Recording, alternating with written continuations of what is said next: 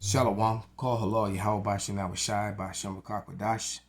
Double honors into the apostles and the elders. Salutations to all my fellow laborers doing this work in truth and sincerity, risking their lives and their freedom to do now more so than ever, to the scattered elect that are scattered around the four corners of the earth, that be like unto the speckled bird, the Israelite foreigners, and to the Akwaf that are listening and learning. This is your brother Malcolm, continuing with the lesson. They cut off the camera twice now. They've never done it twice.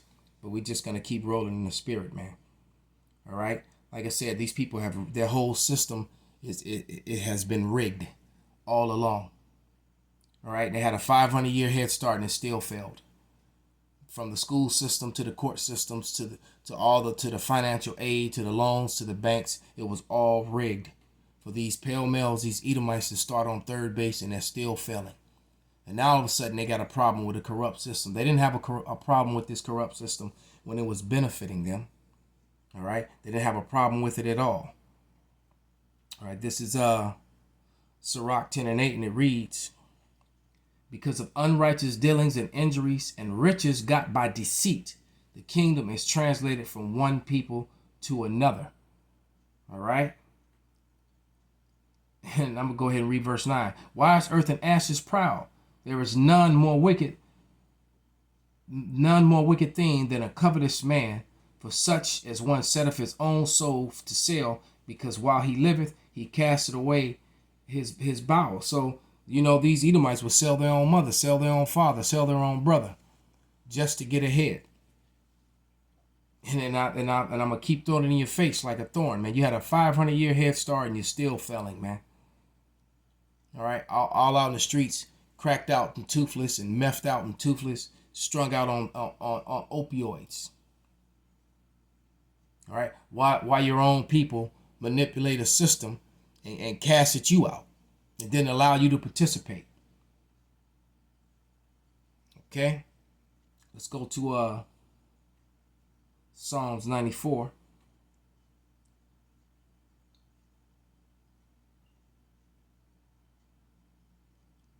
And verse 20. And it reads, shall the throne of iniquity have fellowship with thee, which framest mischief by law? So they unlawfully put all these things in place, all right, which is mischievous, but now they're exposed. Now you have to explain this. Now all of a sudden you want to change the markets and scream that this is market manipulation. We have to stop this, because these little guys that you regarded as nothing, even of your own brethren, figured out how to manipulate your system the same way that you do. Now all of a sudden you got a problem with your own system. But this is also how we know that they're going to shut it all down soon and just completely go digital. With the invention of the different currencies, Bitcoin and that whole sort of thing. And now they're attacking those things. They're trying to change. They're trying to get around their own things to get this this digital currency going. They're not putting those 5G towers up all over America, interrupting your computer service, your internet service for nothing. Okay, those 5G towers being put up is going to help to fulfill the prophecy, man. All right, because in order for this whole RFID chip and digital currency to work, they need those 5G towers up, which are going to cause more people to get sick on top of that. And it's going to give a lot of people the Crown Royal type symptoms. Because they're going to ride this Crown Royal thing out until the wheels fall out, man. No matter how sloppy it is, no matter how many holes is in the explanations and in those stories, they're going to ride this thing out. Because they already got the people's mind. People are afraid, just like Gerald Salente said early in the video. Fear is one of the biggest ways you control people, man. And they've got everyone afraid of an invisible enemy. It's like I said before. E loves to use things that can't be fact-checked, approved. They love to use they love to use an invisible enemy that you can never prove them wrong. You can, and what I've learned, especially when you're dealing with these crooked courts, it's not what you know, it's what you can prove. All right, the judges, the lawyers, and everyone there will know something to be, but if you don't have the evidence to prove it, then that person gets to walk, or that person gets to go free, even though everyone knows that they committed the particular crime. And that's not justice at all.